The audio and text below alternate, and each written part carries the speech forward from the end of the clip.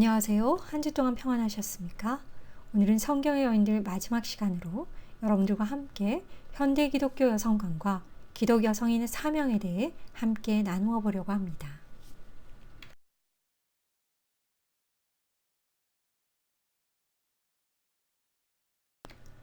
현대 사회를 포스트 모더니즘이라고 합니다.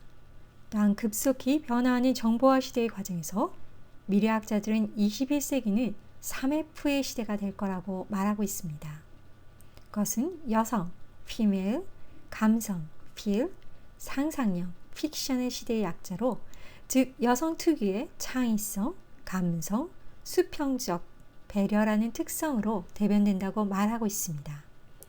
또한 그것은 여러 가지 측면을 두고 해석될 수 있지만, 첫째는 유연함을 가진 여성의 능력이 사회 진출로 요구되고 또 확대되어 사회 발전의 자원으로서 지속적인 활용이 구체화된다는 것입니다. 둘째는 앞으로 미래 사회를 이끌어갈 세대에게 모성성을 가진 여성의 역할의 중요성을 강조하기 위해서 능동적인 삶을 실천하도록 하는 촉구라고도 할 수 있을 것입니다. 그러므로 현대 기독교 여성들이 모든 삶의 영역에서 기독교인의 면모를 보이며 그 삶의 역할의 지평을 넓혀가는 일이야말로 이 시대를 향한 기독 여성인의 사명이라고 할 수 있을 것입니다. 그리고 이러한 사명을 위해서 바른 성경적 여성관의 정립은 그 무엇보다 중요한 기독 여성인의 자세라고 생각합니다. 여성은 하나님께서 뜻을 세워 자신의 형상과 모양대로 지음받은 독립된 개체로서 세상을 다스릴 사명을 부여받은 존재이고 인격적 존엄성을 지닌 주체적 존재이며 자신에 대한 책임을 지닌 존재입니다. 또한 남자와 여자는 동일하게 성령의 은사를 받았으며 주님을 섬기도록 부르심을 받았습니다. 기독교 여성들은 사회에서 진취적으로 충분한 기량을 발휘하며 살아가고 있는 것처럼 교회에서의 사역과 봉사의 섬김 부분에 있어서도 일관된 삶의 태도를 지니도록 해야 합니다. 성서적, 신학적 이해를 모색하고 이를 토대로 하여 여성으로서의 온전한 존엄성과 인격적 독립성에 대한 사고의 훈련을 통해서 한국교회 여성관을 재정립해야 할 것입니다. 이것은 오늘날 기독 여성인들에게 성경이 여성을 어떠한 존재로 의미와 위치로서 어떻게 정의하고 있는가에 대하여 그 어느 때보다 깊이 연구하고 깨달아야 할 때임을 알려주는 것입니다. 그리고 그 해답은 복음의 깊은 이해라고 할 수 있습니다.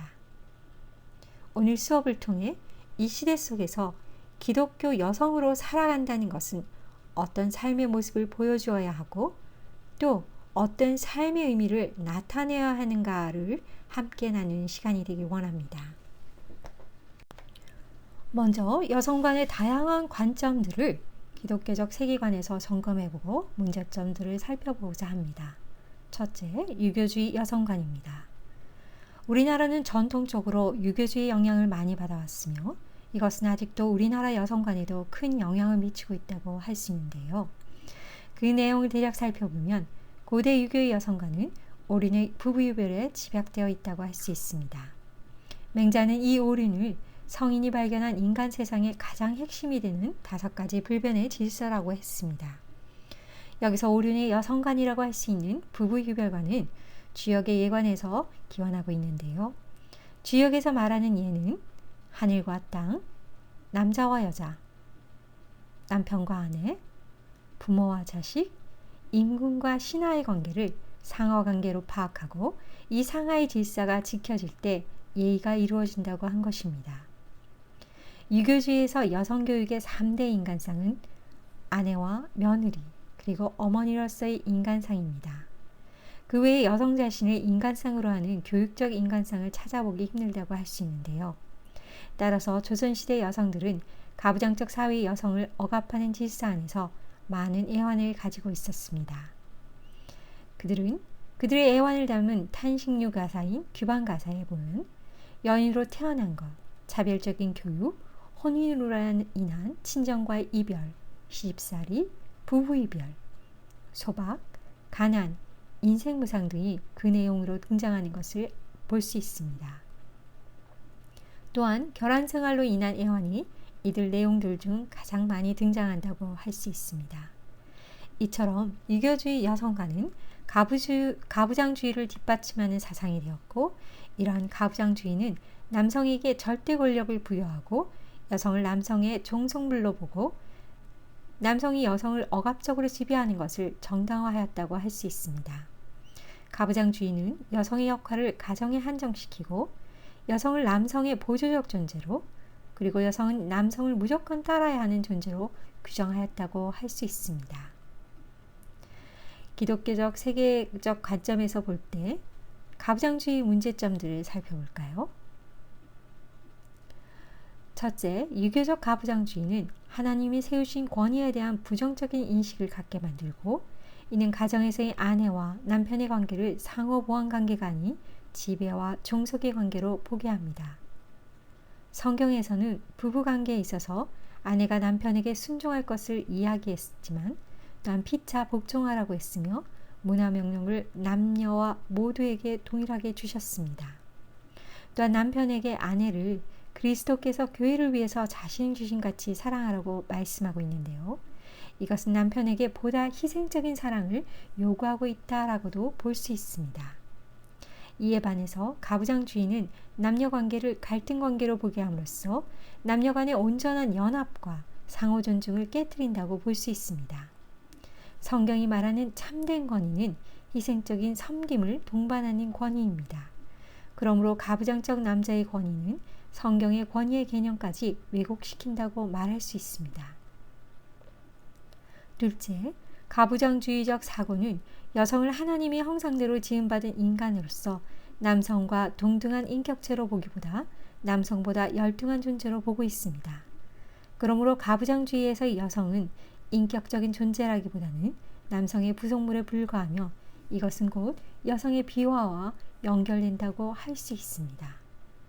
셋째, 가부장주의적 사고는 여성을 가정에 종속시키고 여성의 가정에 대한 의무를 강조함으로써 가정에 대한 남성의 책임을 면제하는 경향이 있다고 할 수 있습니다. 성경에서는 자녀 교육을 포함한 가정의 일에 대한 남편과 아내의 전반적인 책임을 강조하고 있습니다. 성경에서 남성을 가정의 머리라고 말하고 있는데 이는 남성에게 더 많은 희생과 책임을 요구하는 머리됨이라고 말할 수 있습니다. 이는 그리스도께서 교회를 위해 피 흘려 자신을 주신 같이 아내를 사랑하라고 명하고 있기 때문입니다. 또한 서구 기독교 사회에서의 남성의 머리됨은 공동체적 머리됨으로 이해되고 있는데 이는 위와 같은 성경의 맥락에서와 같이 남성에게 개인적 야망보다 의무를 우선시하도록 기대했으며 경제적 성공보다도 공적인 유용성을 통해 자아를 성취하도록 했다는 것이라고 할 수 있습니다. 그러므로 남성이 머리됨의 역할을 다하는 길은 자신을 공동체에 들여 공동체를 위해 희생하고 헌신하는 것이라고 할 수 있습니다. 넷째, 가부장적 사고는 여성도 하나님께 문화명령을 받은 자로서 가정 이외의 영역에서 자신의 능력을 개발시키고 하나님 나라를 세워갈 기회를 제한한다고 할 수 있습니다. 그러므로 하나님 나라를 세우는 일꾼으로 부름받은 여성의 영역을 가정에만 제한하는 유교주의적 여성관은 성경적 여성관과 상충된다고 말할 수 있습니다. 두 번째, 기능주의 여성관을 살펴보도록 하겠습니다. 산업화 이전의 사회에서는 직업의 영역과 가정이 분리되지 않았기 때문에 가정이 정치, 경제, 교육, 종교적 기능을 모두 담당했다고 할 수 있습니다. 그러나 산업화가 되면서 이런 가정 고유의 기능들이 사회로 넘어갔고 가정은 아동의 사회화와 성인에 대한 심리적 지원을 제공하는 곳이 되었다고 볼 수 있습니다. 기능주의 여성관은 여성의 역할을 가정에 한정시키고 남성의 사회적 책임을 극대화시키는 반면 가정에서의 도덕적, 교육적 책임은 면제시키고 이를 여성에게 전담시킴으로써 여성의 사회 진출을 제한시켰다고 말하고 있습니다. 그리고 이러한 역할 분담은 성 역할로 사회화되어졌고 가정 안에서의 기대되는 역할은 사회에서도 동일하게 기대되는 역할로 자녀들에게 학습되어졌다고 말하고 있습니다. 기능주의적 여성관은 기독교적 세계관과 상충된다고 할 수 있는데요. 성경적 관점에서 가정은 단지 구성원을 산업화해서 요구하는 인간으로 사유하기 위한 기관이 아니라 종교적, 교육적, 경제적, 정치적, 문화적 역할 등 복합적 역할을 하는 공동체입니다. 산업화에 기능하기 위해서가 아닌 가정이 주체가 되어 사회를 하나님께서 원하시는 바람직한 방향으로 변화시키기 위해 가족 구성원들이 훈련되고 양육되는 것입니다. 그러므로 기독교 세계관은 가정을 기능적 측면만으로 보는 기능주의 여성관을 부정한다고 할 수 있습니다. 그럼 기독교적 세계관의 관점에서 볼 때 기능주의 여성관의 문제점이 무엇인가 한번 알아볼까요? 기독교 세계관에서 보는 가정은 인간의 본성 자체에 내재하는 사회적 양식입니다. 즉, 삼위일체이신 하나님의 형상을 반영하여 남편과 아내, 아버지와 어머니와 자녀들이 사랑과 헌신 안에서 연합한 기능 중심이 아닌 관계 중심의 공동체일 뿐 아니라 성부, 성자, 성령, 하나님의 역할의 다양성을 반영한다고 할 수 있습니다. 그러므로 삼위 하나님의 역할을 반영하는 데 있어서 아내와 어머니로서의 여성의 역할은 기능주의 여성관과 다른 여성관을 반영한다고 할 수 있습니다. 산업화가 아버지의 역할을 공적인 부분에만 묻어두고 도덕적, 영적인 기능은 사적인 영역으로서 여성의 영역으로 치부하여서 남성을 상대적으로 도덕적 책임에서 자유롭게 한 데 비해서 성경적 관점에서의 가정에서 도덕적, 영적 지도자 역할을 하는 것은 아버지로 볼 수 있습니다. 이것은 삼위일체 하나님의 형상에서의 성부 하나님의 역할과 유사하다고 할 수 있는데요. 산업화 이전 시기에는 실제로 대부분의 서구 가정에서 남성이 이런 일들을 감당하였지만 산업화는 남성들로 하여금 경쟁적이 되게 하고 공동체에 헌신하던 남성상에서 자기 이익 추구를 위해 경쟁하고 싸우는 것을 정당화했다고 할 수 있습니다. 남성다움의 상징이던 공동체를 위한 책임감과 가정에서의 법과 도덕의 수호자 자리 대신 도덕적인 둔감과 경쟁심, 공격성, 자기이익 추구 등이 남성다움이란 용어로 재정이 되기 시작한 것입니다.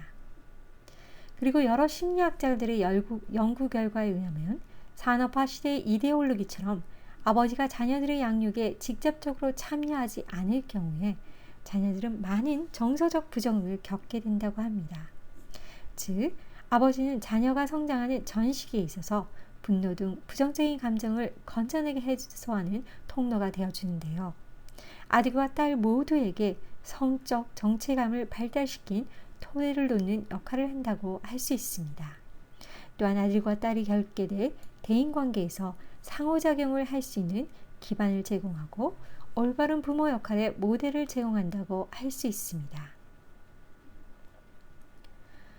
아버지가 양육에 자녀 어머니와 함께 참여하지 않을 경우에 자녀들은 올바른 성적 정체감을 갖지 못해 낮은 자존감을 겪거나 올바른 이성과의 관계를 맺지 못하게 됨으로써 대인관계에서도 어려움을 겪게 된다고 합니다.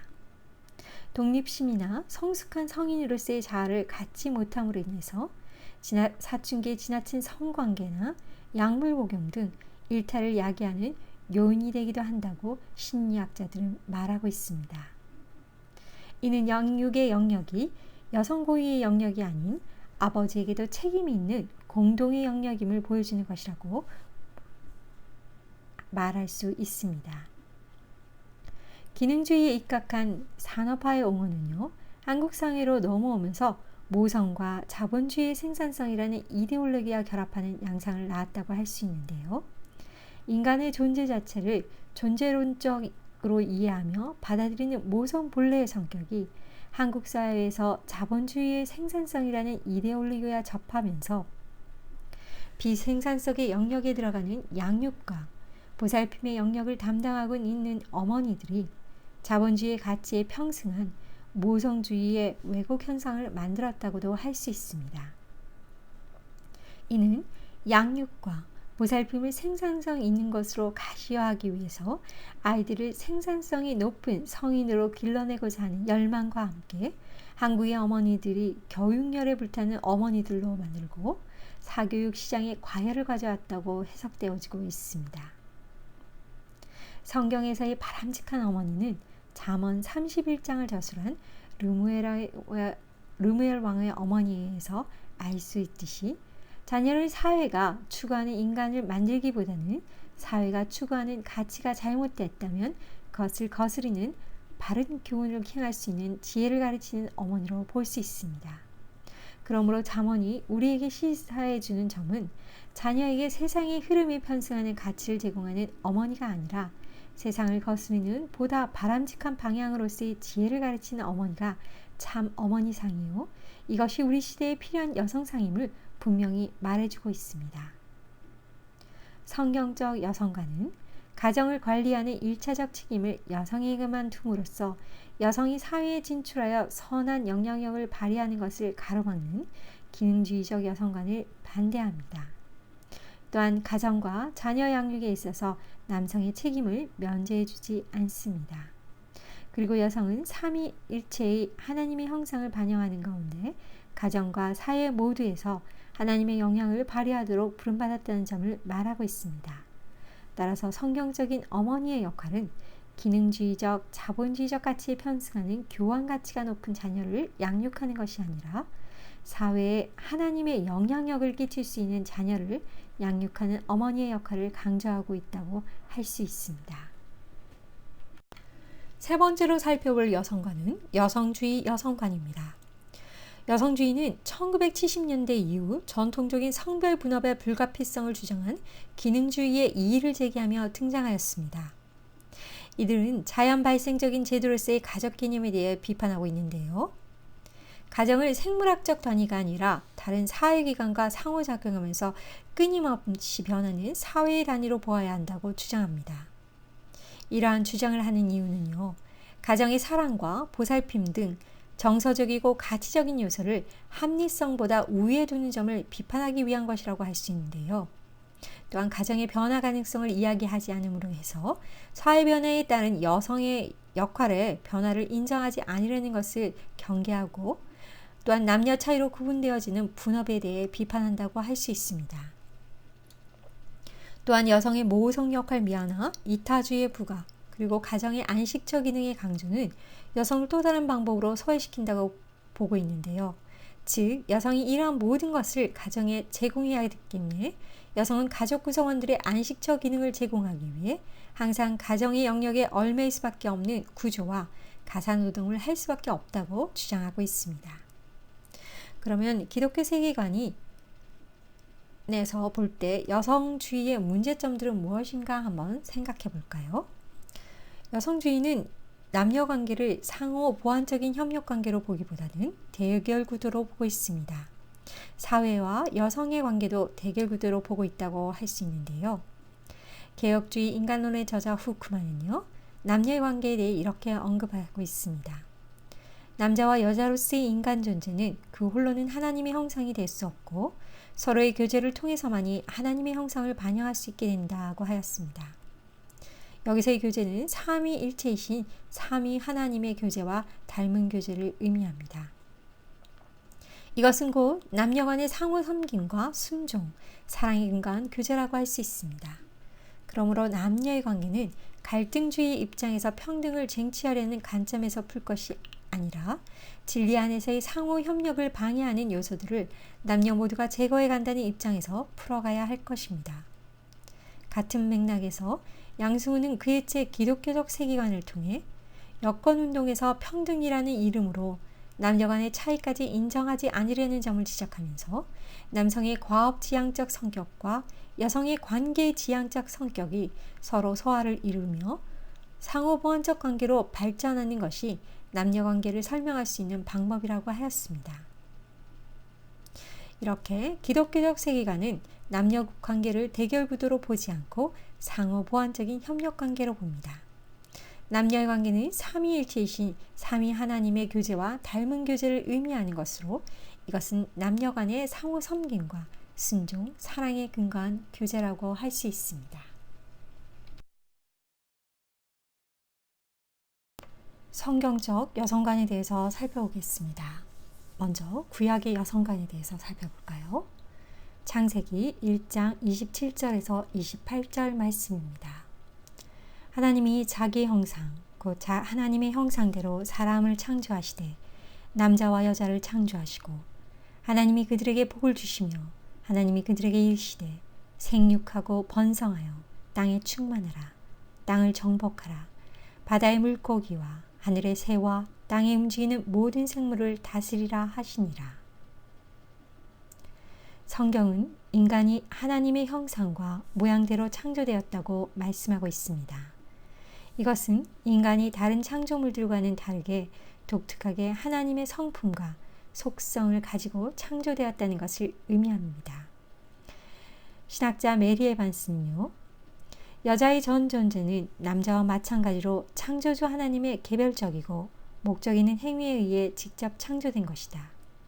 이 말은 여자의 전 존재적 본질이 남자와 여자를 창조하신 하나님의 순수한 자의에 의하신 의지를 나타낸다는 것을 의미한다. 그리고 여자는 남자와 마찬가지로 독립된 개체로서 땅을 다스리는 동일한 사명을 부여받은 존재이다. 이 사명은 자녀를 낳고 땅을 경작하며 바다와 하늘과 땅의 모든 생물들을 지배하고 통치하는 것을 말한다. 땅을 다스린다는 것은 하나님의 대리자로서 위임받은 사명을 가리킨다 라고 말했습니다. 구약 성서에 나타난 여성 이해나 남녀 관계에 대한 해석은 하나님의 형상으로 지음받은 남녀는 공이 하나님의 인간으로서 우주 만물을 다스리라는 축복과 임무를 받은 존재이며 또한 친밀한 동반자 관계에 있었고 남녀라는 생물학적 구별은 있으나 그와 어떤 차별은 있을 수 없는 평등한 관계였다고 할 수 있습니다. 그러나 첫째 사람인 아담의 불순종으로 인한 타락으로 인해서 평등과 조화의 관계는 깨어지고 지배와 갈등과 반목의 관계로 변질되어 버린 것입니다. 그러나 구원의 사건을 통해 참 인간성의 회복을 하시려는 하나님의 진정한 뜻은 남녀가 동반자 관계, 평등 관계를 이룩하는 것에 있음을 알아야 할 것입니다. 신약의 여성관을 살펴보도록 하겠습니다. 요한복음 13장 34절 말씀입니다. 새 계명을 너희에게 주노니 서로 사랑하라. 내가 너희를 사랑한 것 같이 너희도 서로 사랑하라. 하나님께서는 여자를 창조하시되 뜻을 세워 자신의 형상과 모양대로 지으신 독립된 개체로서 세상을 다스릴 사명을 부여받은 자로 그리고 자신과 더불어 대화하는 인격체로 지으셨습니다. 그럼에도 불구하고 죄로 타락한 세상에서의 인간의 삶의 구조는 가정생활, 사회생활, 더욱 종교생활에서 여자를 열등한 존재로 취급하여 굴종적 삶을 살게 하였다고 볼 수 있는데요. 구약의 초반에는 사라, 리브가, 라헬, 미리암, 드보라, 아비가일, 훌다 등을 통해서 살펴보듯이 여자들이 활동에 별다른 제약이 없이 공적인 삶에서 비교적 중요한 역할을 했다고 볼 수 있습니다. 하지만 이러한 구약 초기 이스라엘 사회의 모습이 후기 유대주의에 가면서 점점 쇠퇴하거나 사라져버렸다는 것을 알 수 있는데요. 가정에서도 여자는 남편에게 예속되고 사회에서의 통치적 지위를 가질 수 없고 성직 역시 금하여졌다고 볼 수 있습니다. 그러나 예수님은 그 당시 탈무드나 미드라시에 보인 라피아는 대조적이었습니다. 여인들을 가까이 하시고 그들에게 직접적인 도움을 주셨고 고치시고 대화를 나누시고 또한 그들을 가르치셨습니다. 이렇게 복음서에 나타난 예수님의 모습은 올바른 여성관을 보여주고 있다고 할 수 있는데요. 먼저 예수님께서는 여자를 수동적인 객체가 아닌 능동적인 주체로 대하여 주셨습니다. 예수님은 여자를 가까이 부르시고 가르치시고 고치시고 깊은 대화를 나누셨습니다. 예수님의 구원 사역에 여자도 독립된 개체로서 적극적으로 참여하도록 의도하셨다는 것을 의미한다고 할 수 있습니다. 예수님의 공생에 동안 행하신 천국 복음 선포와 그 가르침 속에 여자를 적극적으로 초청하셨다는 것은 여자가 객체적 존재가 아닌 주체적 인격체라는 사실과 더불어 하나님 나라에 들어갈 새로운 피조물이라는 것을 말해준다고 할 수 있습니다. 새로운 피조물이란 죄로 파괴된 하나님의 형상을 회복하는 상태를 말하는 것으로 창조 때의 인간의 모습을 나타냅니다. 또한 예수님의 구원 사역은 당시 유대 관습을 깨는 것으로 남자와 여자는 육적, 영적인 완전함을 추구하는 존재로 부르심 받았다는 것을 알 수 있습니다. 요한복음 13장 34절에 나타난 예수 그리스도의 세 계명인 서로 사랑하라, 내가 너희를 사랑한 것 같이 너희도 서로 사랑하라란 근원적인 말씀으로 말미암아 또 그 말씀을 실천함으로써 부부 문제를 포함한 모든 남녀 문제와 세상 속에서 일어나는 모든 인간들 사이의 어떤 장벽도 극복할 수 있을 것이라고 생각합니다. 구약과 신약의 여성관을 중심으로 성경적 여성관에 대해서 생각해 볼까 합니다. 하나님의 창조 기사에 있어서 발견할 수 있는 여성관은 여성이 남성과 동등한 인격체로서 문화 명령을 함께 받았다는 것입니다. 이것은 여성도 남성과 동등하게 사회에 진출하여 하나님 나라를 세우는데 선한 영향력을 끼칠 수 있음을 의미한다고 할 수 있습니다. 성경적 여성관은 당시 유대 사회가 가지고 있는 가부장주의적인 사회 분위기에도 불구하고 구약과 신약을 통틀어 많은 경우 여성이 이야기의 주인공으로 등장되며 여성은 진취적 기상과 목숨을 건 모험심과 하나님의 공동체를 위한 거룩한 희생정신을 가지고 자신의 삶을 드리는 모습을 지녔다고 볼 수 있습니다. 성경적 여성관은 여성이 하나님과 사람 그리고 세상과의 관계에서 주체적이고 독립적인 개체로 또한 하나의 완전한 인격체로 존재한다는 것을 의미합니다. 성경적 여성관은 현대 여성관처럼 남성을 대상으로 주체적이고 독립적인 개체를 부르짖는 것이 아니라 남성과 더불어 상호 보완적인 관계를 맺는 존재를 말한다고 할 수 있습니다. 남녀 관계를 상호 존중을 바탕으로 한 협력 관계로 봄으로써 평등 관계에서 더 나아가 사랑을 바탕으로 연합할 것을 말하고 있습니다. 그러므로 기독교 여성들은 바른 성경적 여성관에 입각하여 가정, 교회, 그리고 사회에서 주체적, 능동적 삶을 살아감으로써 그리스도를 섬기도록 부르심, 그 부르심에 합당한 존재들이 되도록 노력해야 합니다. 그럼 올바른 성경적 여성관에 대한 몇 가지 제안들을 함께 생각해 보도록 할까요? 첫째는 교회 여성들의 폭넓은 복음의 이해를 위한 교육은 정의로운 사회를 지향하는 신학의 궁극적 목표이며 또한 시대적 요청이라고 할 수 있습니다. 한국교회 여성들의 성경과 인식의 부족에 대해서 생각해 볼까 하는데요. 정의나 사회적 구원의 개념 등 기독교적 신앙의 내용에 대한 좀 더 보편적 가치에 대한 이해가 상당히 부족하다는 것입니다. 정의나 억압 등 사회적 문제에 대한 관심 결여는 결국 여성들이 자신의 문제가 무엇인가를 올바로 보지 못하게 하는 원인이 될 수 있습니다. 그 원인은 여성들의 신앙이 하나님은 정의와 심판의 하나님이고 가난하고 소외되고 억압받는 연약한 자의 하나님이라는 사회적인 개념의 신앙이 아닌 개인적인 구원의 하나님의 개념에서 벗어나지 못하고 있기 때문인데요. 여성들의 교회 내 활동은 많지만 예수님을 믿으면 모든 문제가 해결되고 복받는다는 기복신앙을 가지고 있어 아직도 복음에 대한 차원이 크게 넓혀지지 못하고 있는 것이 안타까움입니다. 억압과 불의와 싸우고 정의를 위해 희생하신 예수 그리스도의 십자가의 구원이 개인 구원의 개념을 뛰어넘어 사회적 책임으로 실천되는 실천적 구원으로 발전되지 못하고 있습니다.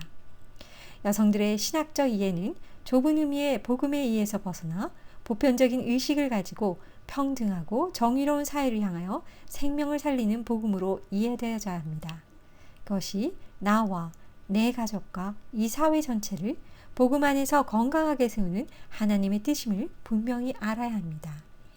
여성의 삶 속에 성숙한 신앙의 진보는 총체적이며 통전적인 신학이해가 필요합니다.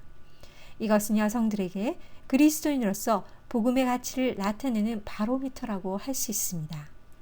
이러한 의미에서 교회 여성들의 폭넓은 복음의 이해를 위한 교육은 정의로운 사회를 지향하는 신학의 궁극적인 목표이며 또한 시대적 요청이라고 할 수 있습니다. 둘째는요, 새로운 가족 이해를 위한 모성 이데올로기의 개혁을 생각해 볼까 합니다. 자신의 삶에서 자기 이해를 통하여 가족이라는 영역에 국한함으로써가 아니라 가부장적 모성을 넘어선 변화를 통하여 어머니들이 주체적으로 모성의 계획에 참여해야 할 것입니다. 이웃과 더불어 함께 잘 살아가는 사회적 책임자로서의 자녀들의 양육을 위해 이제는 부모, 사회, 교회가 함께 개혁 의지를 가져야 합니다.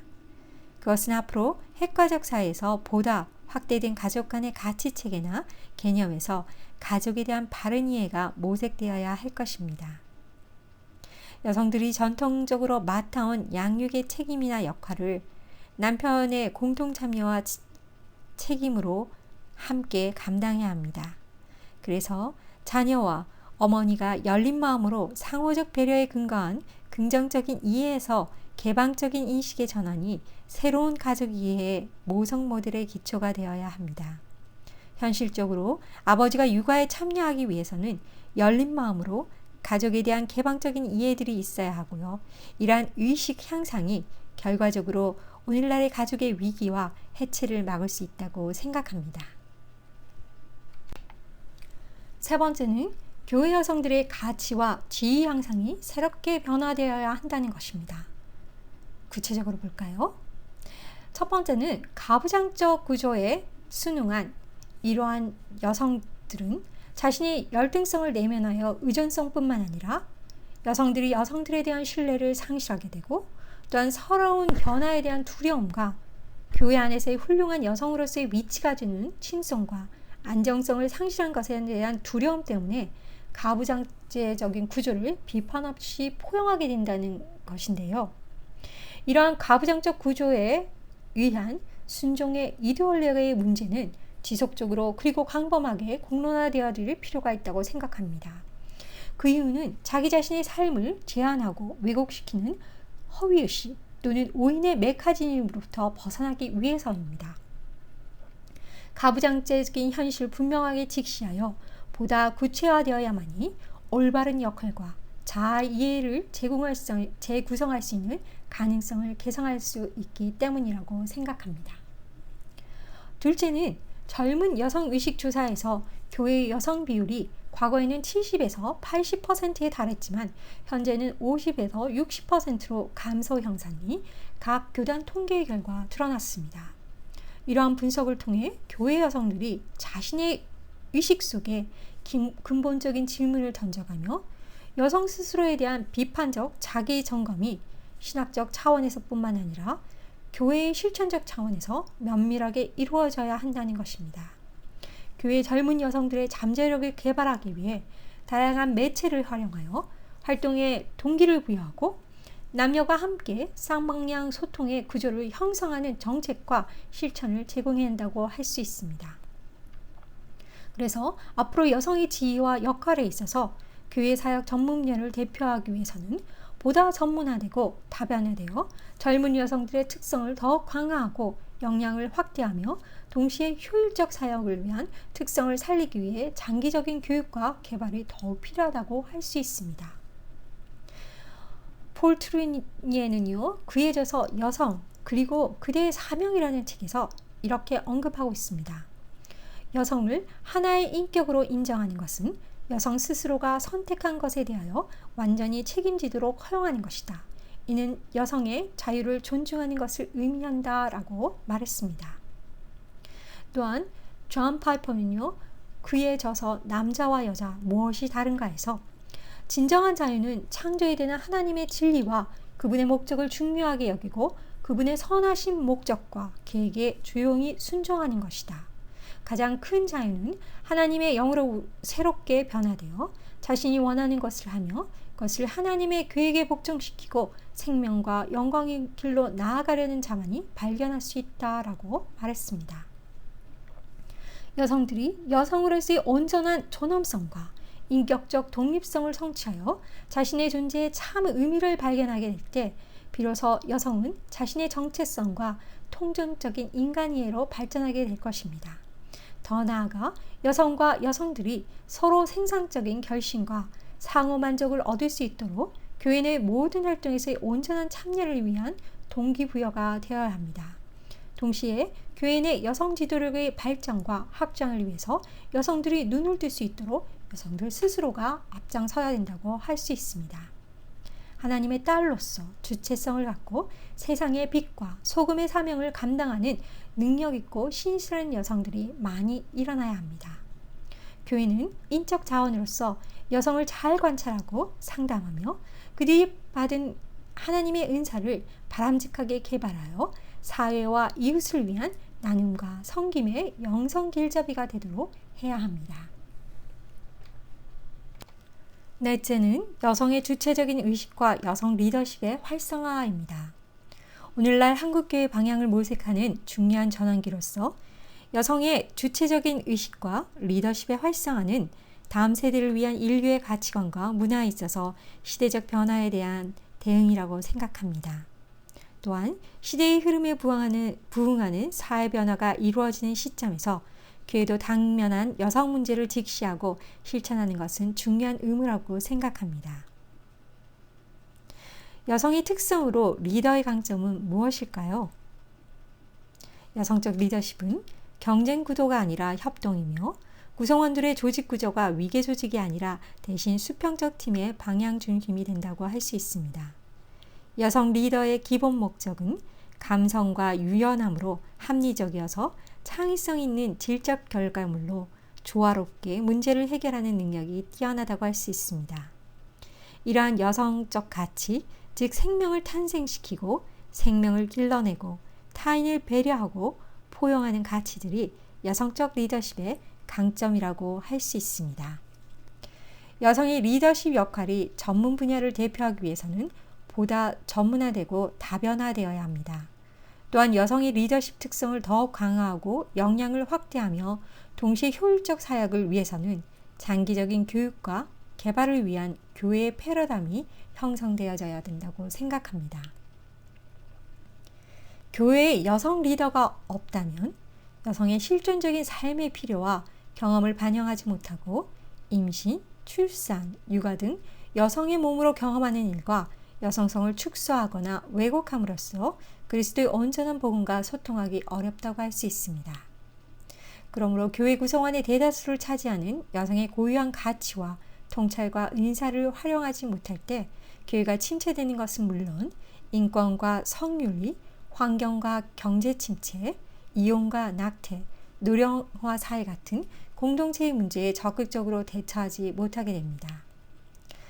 교회 여성 리더십의 개발과 필요한 이유는 남녀 모두가 행복한 인간상을 지향하자는 것이며 남녀 평등과 정의에 대한 문제입니다. 나아가 21세기 문제인 성폭력과 성윤리, 가정 파탄, 인간공학, 환경, 남북통일, 전쟁과 평등 같은 다양한 과제를 감당하기 위함입니다. 여성 리더십 회복을 위한 제안들을 함께 나누어 보겠습니다. 여성교육 전문가를 세워 통합적이고 일관성 있는 다음 세대 교회 교육을 준비해야 합니다. 여성의 인적, 영적 자원에서 나오는 경험적 통찰과 전문적인 리더십을 모든 교회 행정과 정치에 활용해야 합니다. 사회 봉사 분야에서 교회 여성이 리더십을 발휘하여 선교에 활용되도록 해야 합니다. 하나님의 형상으로 지음받은 여성 본래의 존재적 가치와 개개인의 은사와 능력에 맞게 여성 리더를 세워야 합니다. 여성 리더십이 복음 사역뿐 아니라 한국교회 갱신, 더 나아가 사회적 책임을 위해 활성화되어야 합니다.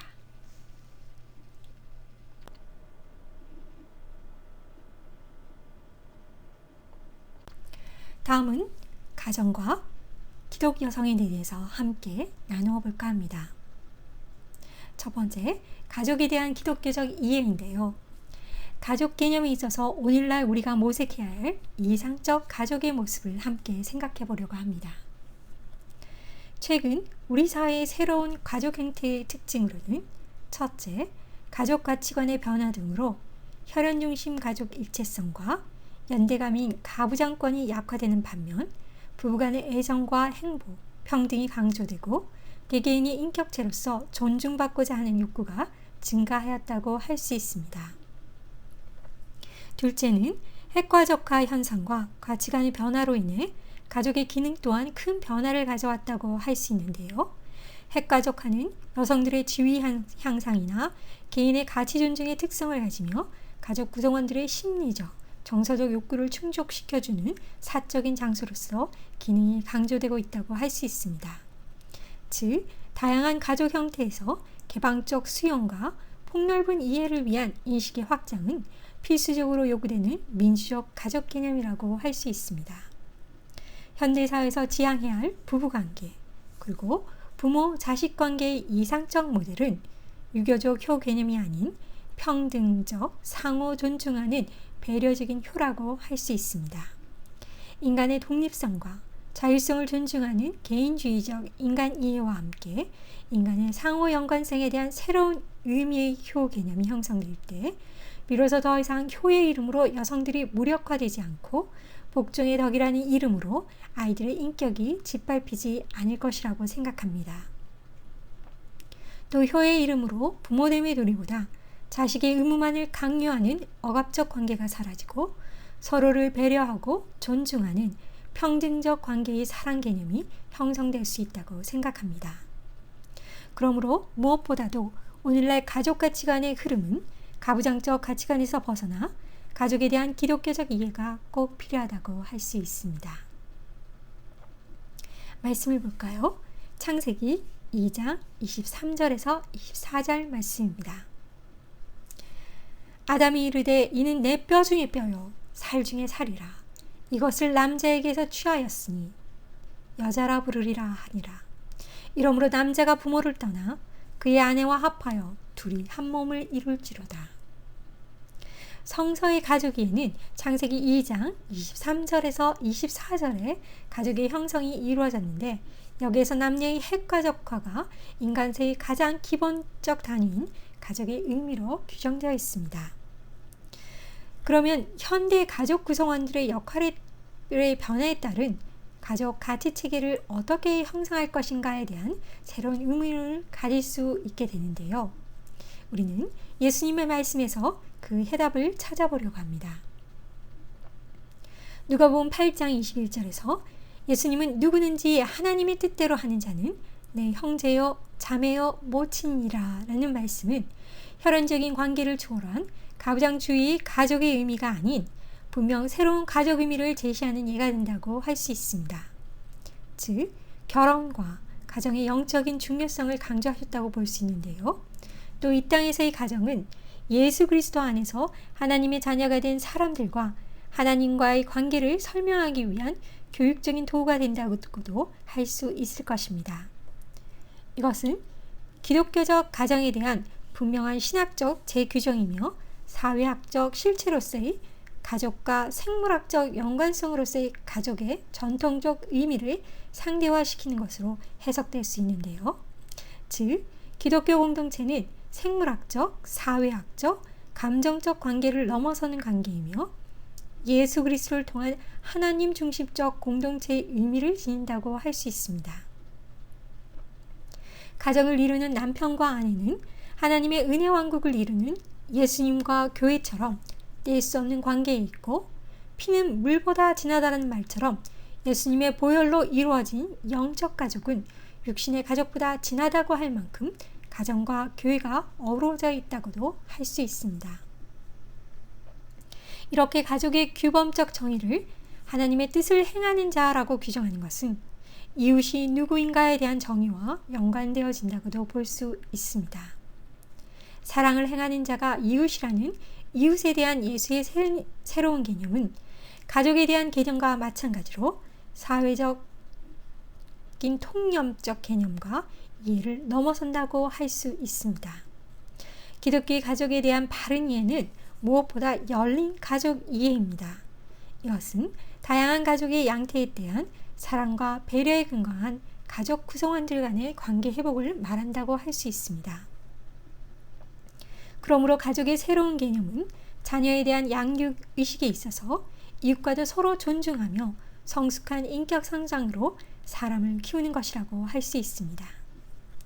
하나님의 속성이 모성적이며 그에 따른 인간성, 또한 모성적 본질에 근거해야 한다는 모성에 대한 성서적 전망은 모성적 가치들이 인간의 삶을 유지시키는 데 중요한 것임을 의미한다고 할 수 있습니다. 사람이 생명을 유지하고 한 존재로서의 의미 있게 양육되고 살아가는 것은 바로 그러한 모성적 본질로부터 나오는 가치들에 의하여 가능하다는 사실을 나타낸 것이라고도 할 수 있겠지요. 그러므로 기독교 여성들은 가부장적 모성을 넘어서 이 세상 안에 예수 그리스도의 섬김의 삶의 원리를 확장시킬 수 있어야 합니다. 그리고 이 두 역할 사이의 긴장관계를 지혜롭게 대체해 나가는 것이 필요한데요.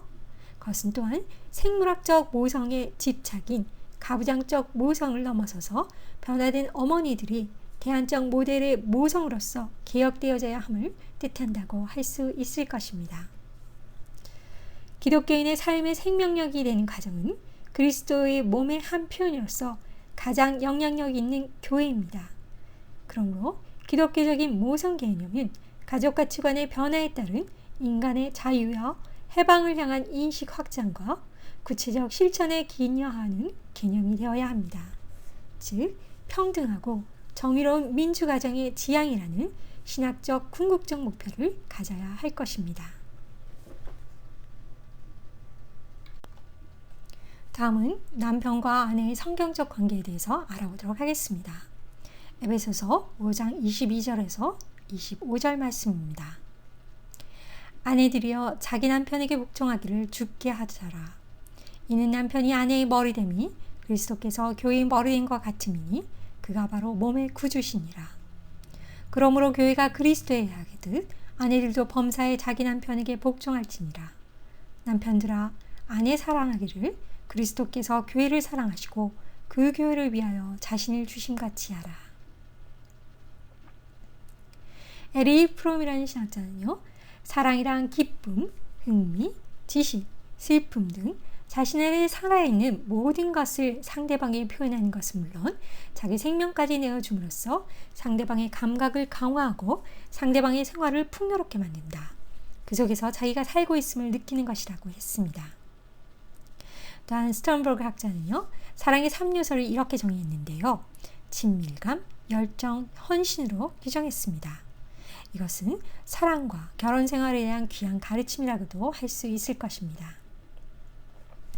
또한 여성 신학자 메리 에반스는요, 남성과 여성은 서로 독특하게 다르게 창조되었다는 점에서 다양성이 존재하며 그리스도 안에서 하나로서 함께 하나님의 유업을 받을 자이다. 하나님이 의도하신 목적을 이루기 위해 상호 보완적인 존재로서 역할을 감당하시는 것이 공정한 신학적 근거이다 라고 말했습니다. 결혼이란 서로의 결핍을 메워주고 장단점을 조화시켜 나가는 하나됨의 과정 속에서 인간의 성숙을 경험하는 것으로서 하나님이 주신 놀라운 선물이라고 할 수 있습니다. 서로에 대한 헌신이야말로 부부의 사랑을 가장 오랫동안 지탱해 주시는 요소일 것입니다. 서로 후회 없이 뜨겁게 사랑하며 서로를 배려하며 사는 게 하나님이 진정 원하시는 결혼 생활이 아닐까요? 하나님이 결혼을 제정하신 목적은 인격적인 관계 속에서 신뢰와 존경을 바탕으로 친밀감을 경험하며 서로를 사랑하면서 행복하게 사는 것이라고 할 수 있습니다. 행복한 결혼을 위해 상대방을 인정하고 개방된 소통과 사교 활동을 하고 평등의 원칙 아래서 계속 성장하는 부부가 되어야 합니다. 남편과 아내의 질서는 조화, 균형, 평등, 견제, 연합, 사랑의 질서라고 할 수 있습니다. 둘이 동등한 하나가 되어야 온전한 연합이 이루어집니다. 이 땅에서 남편과 아내가 서로 사랑하며 연합하는 것은 하나님 나라에서 주님과 영원히 살기 위한 훈련이로 연습이라고도 할 수 있습니다. 남편과 아내는 서로의 독특함을 존중하면서 상호 보완하여 하나됨을 이루어 나가는 관계이어야 합니다. 남편과 아내는 서로의 다름을 존중하며 서로의 자유를 지켜주면서 서로에게 반영되는 하나님의 형상을 바라보며 친교를 나누고 연합해가는 파트너이자 동료라고 할 수 있습니다. 에베소서 5장의 부부관계에 대한 해석에서 중요한 것은 남편의 머리됨보다 교회의 머리 대신 그리스도 안에서 회복되고 연합하는 복음이라고 할 수 있습니다. 그 복음은 은혜와 성령 안에서 피차 복종하는 역동적인 관계를 강조하고 있다고 할 수 있습니다. 주님께서 교회의 머리 되심이 굴림과 지배가 아니라 희생과 사랑이었음을 기독론적으로 성찰해야 합니다. 남성과 여성은 주님을 경외함으로 피차 복종하고 섬겨야 할 동등한 파트너이자 친구입니다. 베드로전서 3장 7절은 이렇게 말하고 있습니다. 남편들아 이와 같이 지식을 따라 너희 아내와 동거하고 그를 더 연약한 그릇이요 또 생명의 은혜를 함께 이어받을 자로 하라. 귀히 여기라. 이는 너희 기도가 막히지 아니하게 하려 함이라. 다음은 가정폭력과 이혼의 문제를 생각해 보려고 합니다. 가정폭력은 가족 구성원 중 한 사람이 타인에게 의도적으로 물리적 힘을 사용하거나 정신적 학대를 통해 고통을 주는 행위를 말합니다. 이에 대해 신학자 메리 포츠는요, 성폭력과 가정폭력에 연관된 신학적 문제들을 이렇게 제기하고 있습니다. 강간, 구타 혹은 아동, 성학대의 희생자인 신앙인은 종종 이러한 물음들에 직면하게 된다. 왜? 나는 이런 고통을 당해야만 하는가? 내가 고통당하고 있을 때 대체 하나님은 어디에 계셨는가?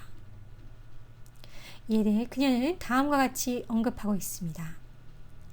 고통의 원인에 대한 첫 번째 무릎에서 중요한 점은 하나님은 불의와 고통의 원인이 아니라는 것이다. 고통의 경험에 대해 두 번째로 고려할 점은 고난의 의미 또는 고난의 목적이다. 고통의 경험이 희생자에게 무슨 의미가 있는가? 구타당하고 학대받는 것이 정당한 형벌이고 십자가를 지는 것이며 또 그것이 하나님의 뜻이라고 받아들인 것은 희생을 정당화하면서 살아가는 방법을 추구하는 잘못된 인내의 유형을 시사한다고 할 수 있습니다. 이러한 고난에 대한 잘못된 신학적 해석과 오역은 희생자의 생명과 건강을 위협하는 결과를 초래합니다. 가정폭력의 희생자는 불의한 폭력에 의해 결과한 고통을 인내하기를 거부하고 고통의 상황을 변화시켜야 합니다. 악을 참기를 거부하고 고통을 변화시키려 함으로써 우리는 상처를 치유하시고 정의를 실현하시는 하나님의 구속의 역사에 동참하게 됩니다.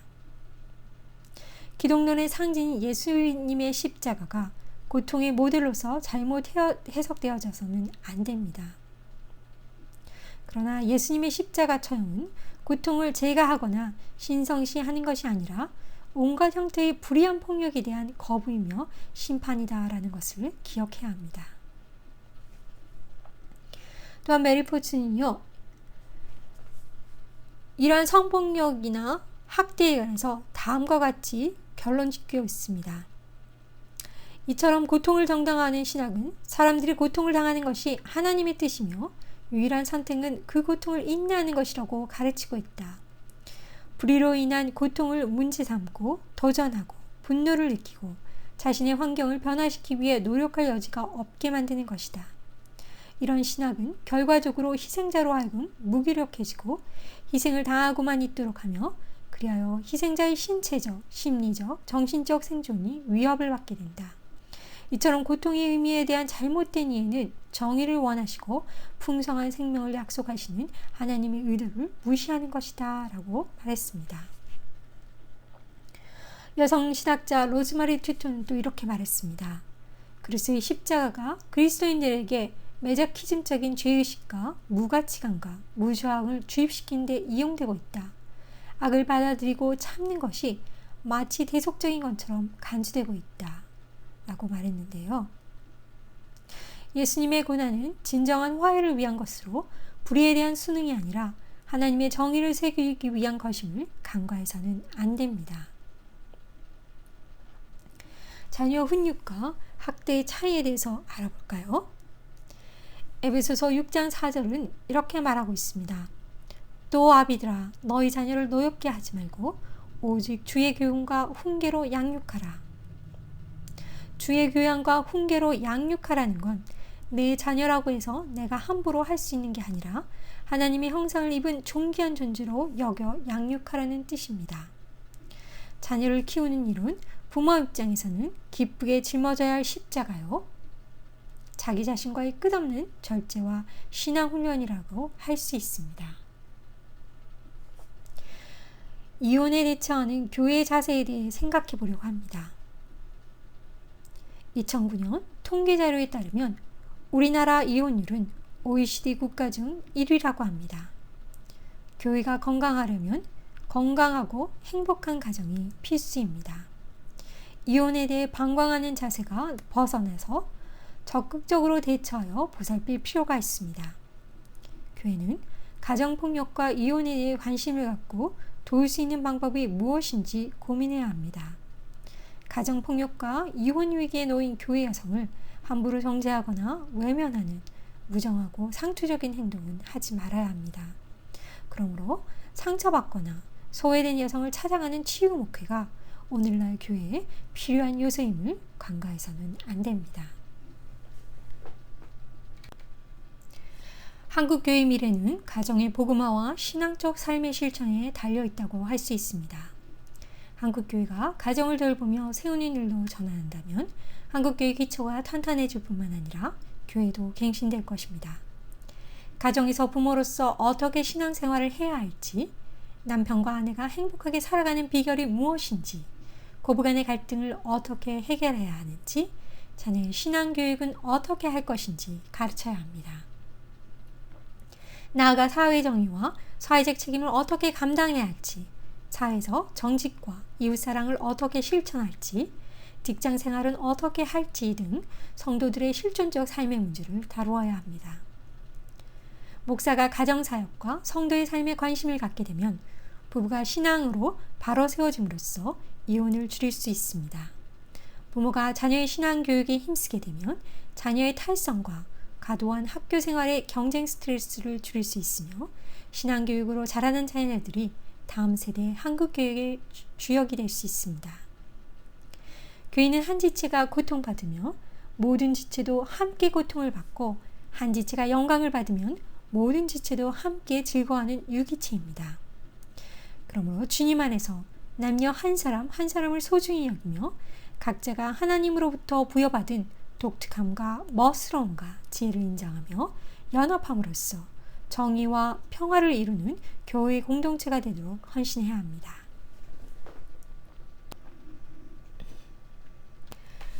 다음은 복음과 기독 여성인의 사명에 대해 함께 나눠볼까 합니다. 기독교는 성육신의 종교요, 은혜의 종교입니다. 그러므로 교회는 우선적으로 건전한 믿음을 형성시키고 성평등의식의 함량으로 기독교 본연의 정체성을 새롭게 회복해야 합니다. 그리고 남녀 평등적 사고의 훈련을 통해 평등한 제자도의 정신을 회복하고 교회와 사회에서 제대로 구현을 되려고 힘써야 합니다. 함흥열은요, 그의 연구 논문 성숙한 교회 문화 형성을 위한 여성의 역할과 책임에서 이렇게 언급했습니다. 교회는 문화가 복음의 전달자로서의 순기능을 행하지만 동시에 복음 정신에 대립하는 역기능을 가지고 있다는 점에서 문화 비판적 책임을 수행해야 한다라고 말했습니다. 해방적 의미로서의 기독교 복음은 모든 사람들이 하나님으로부터 인정받은 그리스도인으로서의 정체성을 가지고 성령 안에서 하나 된 새로운 공동체를 만드는 것입니다. 교회는 그리스도인의 공동체와 그 속에서 성장하는 그리스도인의 정체성을 위하여 끊임없이 세상과 싸워야 하며 그리스도인과 그 공동체를 보호하고 바로 세워나가 복음으로 승리해야 합니다. 여기에 교회는 자신을 십자가에 못 박는 희생과 피 흘림의 노력이 필요하다고 할 것입니다. 기독교의 복음은 세상의 문화에 예수 그리스도의 십자가의 희생을 해야 하지만 그리스도인과 그 공동체를 억압하고 파괴하는 어떤 세상적인 문화와 영향에 대하여는 반드시 저항해야 하는 것입니다. 그럼 교회 공동체가 함께 할 수 있는 대안들에 대해서 생각해 볼까요? 첫째, 교회 공동체에 대해서의 긍정적인 남성성입니다. 남성들에게도 한 인간으로서의 통존성을 회복해야 합니다. 오늘날 사회와 교회는 남성성에 대한 긍정적인 인식과 재정립이 필요한 시점이라고 해도 과언이 아닐 것입니다. 왜냐하면 그동안 성적인 역할에 왜곡된 고정관념으로 인해 여성뿐만 아니라 남성에게도 그 삶의 부당한 억압이 기재가 되었기 때문입니다. 상대적으로 가부장 사회에서 남성으로 산다는 것은 쉬운 일이 아니었을 수도 있습니다. 남성은 감성적인 성격, 즉 감수성을 억누르면서 남성적이라는 측면을 의식적으로 나타내며 살아야 한다고 생각해서 공격적이거나 맹목적인 책임감을 가지고 살았음을 부인할 수 없습니다. 또한 이러한 남성의 이미지는 이 시대의 많은 남성들에게 정서적으로 왜곡된 모습으로 살게 할 뿐 아니라 과다한 책임감으로 인한 억압을 경험하며 살 수밖에 없었다고 할 수 있습니다.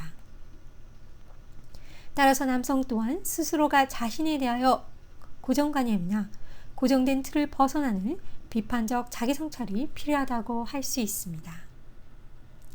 남성들도 의식하지 못하였던 자신 속에 정형화된 성 역할의식을 줄쳐내는 자각이 필요합니다. 무의식적으로 각인된 남성과 여성의 차별적인 요인들을 내면적 성찰을 통해 인식하는 것이 중요하다고 할 수 있습니다. 또한 남성성의 특성으로 습득되었던 자신을 얽매고 있는 것들을 인식하고 드러내는 것은 가부장적 의식 해체에 중요한 디딤돌이 된다고 할 수 있습니다. 이러한 남성들의 자학과 성찰은 왜곡된 남성성 이념들에 대한 해답을 찾을 수 있을 뿐만 아니라 남자와 여자 사이에 존재하는 권력관계에 따른 성대립구조에서 자유를 추구하게 된다고 할 수 있을 것입니다. 새로운 긍정적 남성성을 형성하는 남녀가 함께 협동자가 되기 위한 전초과정이라고 할 수 있을 것입니다. 둘째는 교회 공동체는 남녀관계에 있어서 존엄과 상호성을 지향해야 하는 것입니다. 이것은 남성에 대한 부정적 편견 해체뿐만 아니라 남녀 모두가 차별을 극복하고 평등과 자유로 이룩될 존엄한 존재로서 정체성을 새롭게 회복하고 이웃과 사회와 세계에도 서로 존중하는 진정한 하나됨을 일컫는 것이라고도 할 수 있습니다.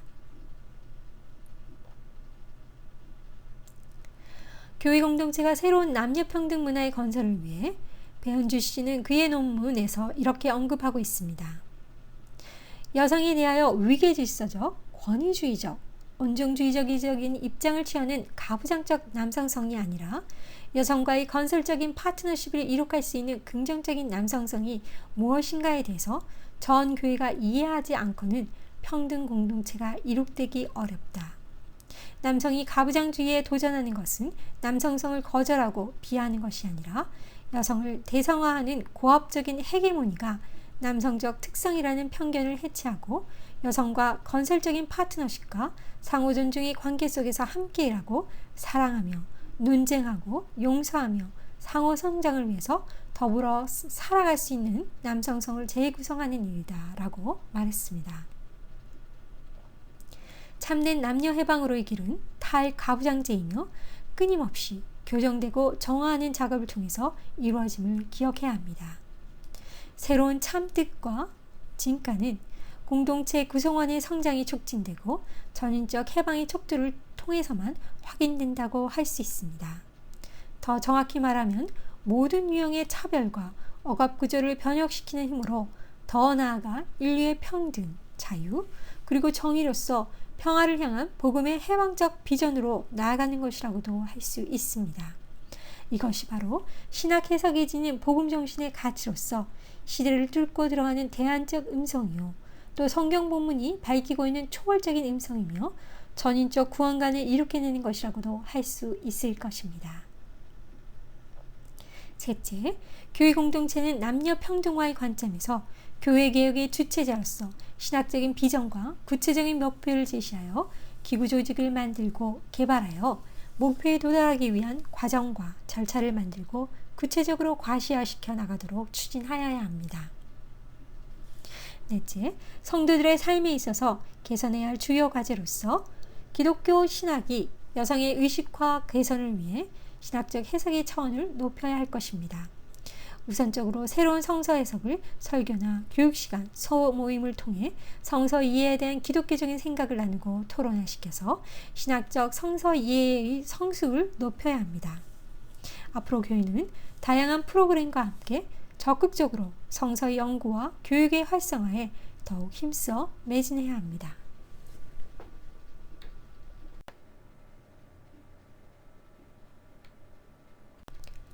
성경적 리더십으로 남녀의 파트너십과 섬김의 리더십에 대해서 함께 생각해 보도록 하겠습니다. 신학자 웨이 그루드는요, 이렇게 말했습니다. 인간은 남성과 여성이 공존할 때 비로소 하나의 완전한 존재가 된다. 남성은 여성이 존재할 때 하나의 인격체로 형성되는 것이고, 여자 역시 남성이 존재할 때 하나의 인격체로 발화하게 된다.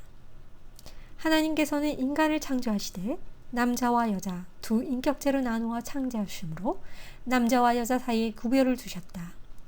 인간 창조에 담긴 하나님의 뜻은 남자와 여자라는 두 인격체 안에 포함되어 있다.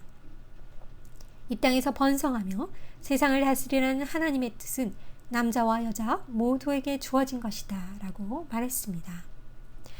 바른교회의 모범은 분쟁이 아닌 연합과 조화이며 교회의 참모습이라고 볼 수 있습니다. 미래의 한국교회 공동체의 지도력의 모델은 보다 평등하고 상호 보완적인 남녀관계로서의 인간화와 파트너십이라고 말할 수 있습니다. 진정한 권위의 파트너십은 모든 사람들이 단순히 목회의 대상이 아니라 목회의 주체자임을 인정하는 것입니다.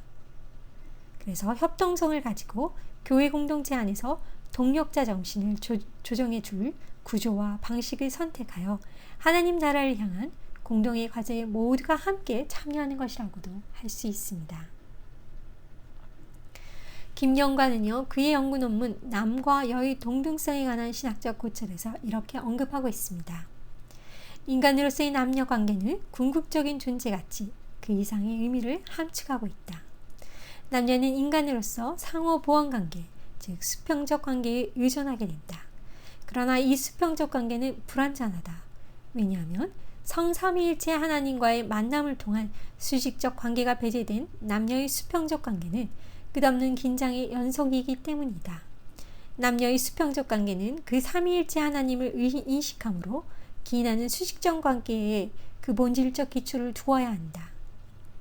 인간에게 부여된 본질적 임무는 모든 만물의 창조자이신 성삼위일체 하나님을 만남으로 십자가의 관계를 회복하는 것이다. 이 임무는 조건적 선택이 아니다. 절대적 선택이며 임무이다. 그러므로 수식적 관계에 기초되지 않는 남녀의 수평 관계는 무의미하다. 왜냐하면 하나님은 인간 생명의 근원자이시기 때문이다. 창조론적 관점에서 남녀는 상반적, 이성적 관계이기 이전에 창조주 성삼위일체 하나님의 속성을 소유한 인간 그 자체이다. 그러므로 성삼위일체 하나님께서 창조하신 의도대로 남녀는 상호 경쟁적 관계를 극복할 수 있다. 또한 삼위일체 하나님의 속성으로부터 남녀는 서로 다른 기능과 역할을 통해 서로 경쟁하고 갈등하는 것이 아니라 오히려 협력함으로써 완벽한 조화를 이룰 수 있다. 남성이든 여성이든 성삼위일체 하나님의 형상으로 창조된 온전한 한 인간으로서 보다 더 지혜롭고 분별력 있는 지도력을 발휘하여 전체 공동체의 공통된 선을 위해 누가 더 큰 스톱을 세우며 하나님께 영광을 돌리냐에 있다. 다시 말하면 여성이든 남성이든 성삼위일체 하나님 앞에서 한 인간으로서 정직한 양식과 신실한 믿음을 갖고 그분의 뜻대로 얼마만큼 바르게 행하느냐 하는 것이다 라고 말했습니다.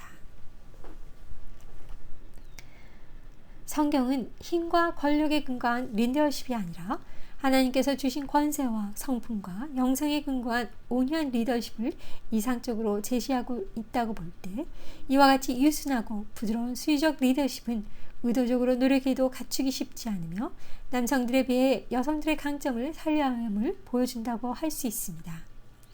여성의 리더십은 다른 사람의 도움을 청하는 것에 익숙하고 도구를 쓰려고 하는 특성으로 인해 관계 지향적 리더십으로 발전하기 용이하다고 평가되어지고 있습니다. 그러므로 우리는 여성성 혹은 여성 원리의 발견이 한국 사회와 한국 교회에 매우 중요한 발상의 전환을 가능케 할 수 있다는 점에서 주목할 필요가 있습니다. 함께 더불어 살아갈 수 있는 인간관계로서 생산적인 결신과 상호 만족을 함께 얻을 수 있기 때문입니다. 즉, 성숙한 상호 존중과 상호 협력의 전제가 되는 전인적 독립성을 성취하여 인격적 토대에서 이루어지는 진정한 헌신성과 연대성을 발휘해야 한다고 할 수 있습니다. 미래의 기독교 공동체의 창출을 추구하여 함께 살아가는 공존을 위한 열린 배려 속에 새롭게 구성되는 관계적 주체가 되지 않으면 밝은 미래는 약속할 수 없을 것입니다. 그러므로 교회 활동의 동기를 부여하고 관심과 참여의 활성화를 이룰 수 있기 위해서는 기독교 남녀 평등에 따른 리더십 교육을 통해 공존과 소통으로 다시 생명 공동체를 실천하고 회복하여 함께 영적 성장을 동반하여 남녀 평등한 공동 지주자 모델의 주체자가 되어야 할 것입니다.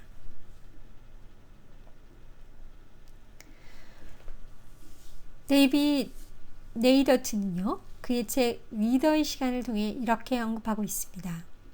섬김의 리더십은 목표와 비전의 제시, 그리고 조직과 조직의 일원들 모두가 바라는 미래에 도달할 것이라는 희망 제시로서 노력을 통해 증명된다. 섬김의 리더십은 신뢰할 만한 처신으로서 남들에 대한 봉사, 일에 대한 총체적 접근 방식, 개인의 발전, 그리고 공동 의사결정을 강조한다. 섬기는 리더가 되는 것은 조직과 조직의 구성원들을 먼저 생각하는 것을 의미한다. 우리는 여기에 영성에 기초한 리더십으로 특히 기도와 십자가 정신이 있어야 영적 리더십의 본질인 이타성과 타인 중심적 섬김의 리더십을 가질 수 있다고 할 수 있습니다.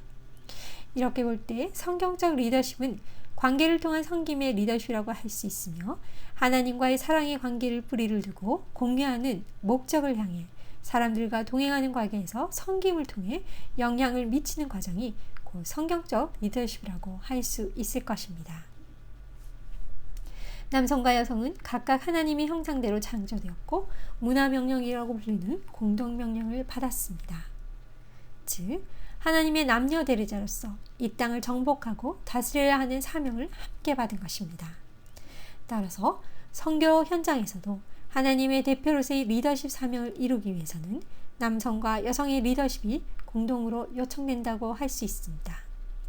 신학자 해밀턴은요, 이 문화명령을 세계적인 의미를 포함하고 있는 공동의 지도력이라고 표현하면서 여자가 남자와 나란히 서기 전에는 하나님이 남자에게 지구를 다스릴 권한을 주지 않으셨음에 주목하고 있습니다. 땅을 다스림의 원어의 의미는 권세의 부림이 아니 가꾸고 돌보고 섬기어 복되게 하는 것임을 간과해서는 안 됩니다.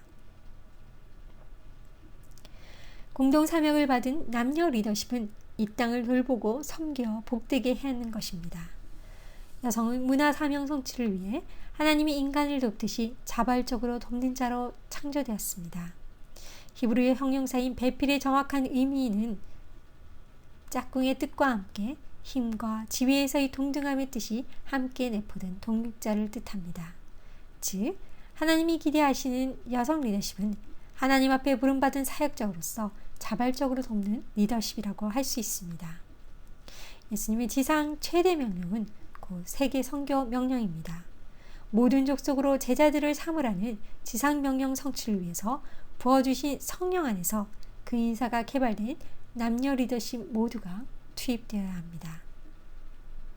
하나님 나라의 확장을 위해 헌신하고 이 땅을 정복하고 다스릴 지도자를 훈련하고 교육하기 위한 방법들과 목적은 남녀가 함께 그 책임을 다해야 할 것입니다.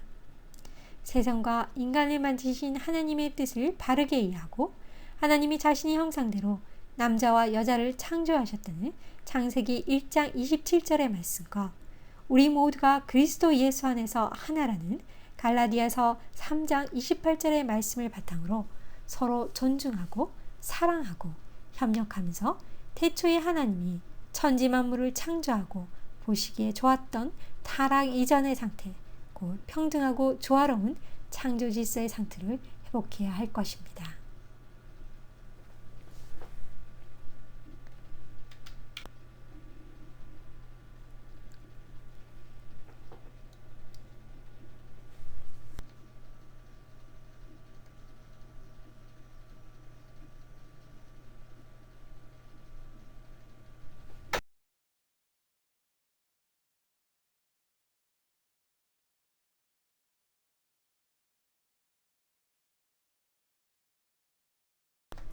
이번 주 과제입니다.